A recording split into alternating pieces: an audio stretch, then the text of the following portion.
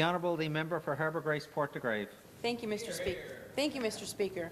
It certainly is a pleasure to stand here to speak to Bill 53, and I'm very pleased that our government is introducing a bill to amend the Labour Standards Act to increase compassionate care leave provisions from 8 weeks to 28 weeks to bring our legislation in line with recent changes introduced, of course, by our federal counterparts. Government is committed to providing family-friendly policies, as the minister outlined, for its employees, and this policy applies to all employees. You should give your employer as much notice of your intentions as possible. Then, if you qualify, you can apply for EI insurance benefits. At this time, your doctor should also provide a medical certificate to accompany your application. Employees under provincial jurisdiction and employed with the same employer for 30 days qualify for compassionate care leave. We continue to work with our federal partners, business and labour, to find the right balance to better support workers, improve mental health in the workplace, and meet the needs of employers, and given the changing, of course, of the nature of work.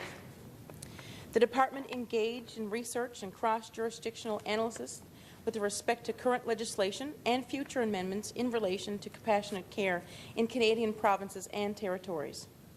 This review confirmed that Manitoba, New Brunswick, and Nova Scotia have implemented legislation changes to increase compassionate care entitlement to 28 weeks, and as we understand, all other provinces are expected to come in line. Our government believes that in these situations, the people of our province should not have to choose between their job and their family when faced with a serious medical crisis. And, Mr. Speaker, we can all put ourselves there. We never know, and we can never take for granted our good health or what we will be facing at any given day.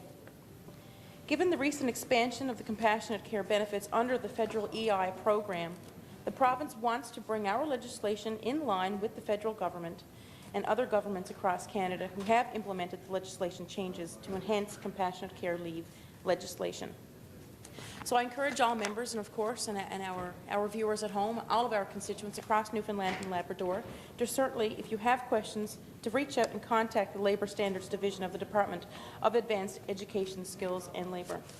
And of course, Mr. Speaker, every Newfoundlander and Labradorian pays in to EI benefits. You know, we get up, we go to work, we take our jobs very seriously, and we work hard, and we pay these taxes. And Lord knows we pay a lot of taxes here in our jurisdiction and in our country.